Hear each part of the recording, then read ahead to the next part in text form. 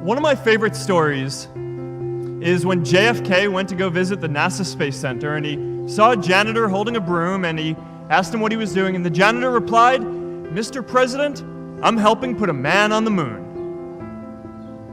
Purpose is that feeling that you are a part of something bigger than yourself, that you are needed, and that you have something better ahead to work for. Purpose is what creates true happiness.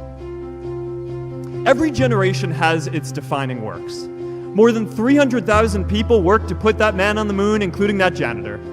Millions of volunteers immunized children around the world against polio, and millions of more people built the Hoover Dam and other great projects.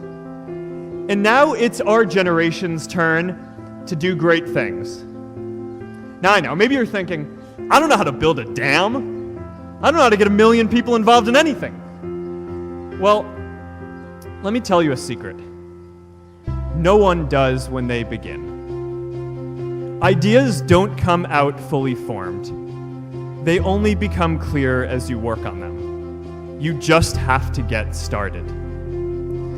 If I had to know everything about connecting people before I got started, I never would have built Facebook. I remember that night I launched Facebook from that little dorm in Kirkland House. I went to Noakes with my friend KX, and I remember telling him clearly that I was excited to help connect the Harvard community, but one day someone would connect the whole world. The thing is, it never even occurred to me that that someone might be us. We were just college kids. We didn't know anything about that. There were all these great big technology companies with all these resources, and I just assumed one of them would do it.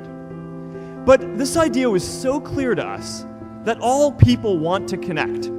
So we just kept working on it, day after day after day. And I know that a lot of you are going to have your own stories just like this. A change in the world that seems so clear that you are sure someone else is going to do it. But they're not. You will. But it's not enough to have that purpose yourself. You also have to create a sense of purpose for others.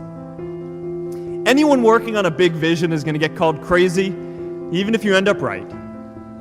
Anyone taking on a complex problem is going to get blamed for not fully understanding it, even though it's impossible to know everything up front. Anyone taking initiative will always get criticized for moving too fast, because there's always someone who wants to slow you down. An entrepreneurial culture thrives when it is easy to try lots of new ideas. Facebook wasn't the first thing I built.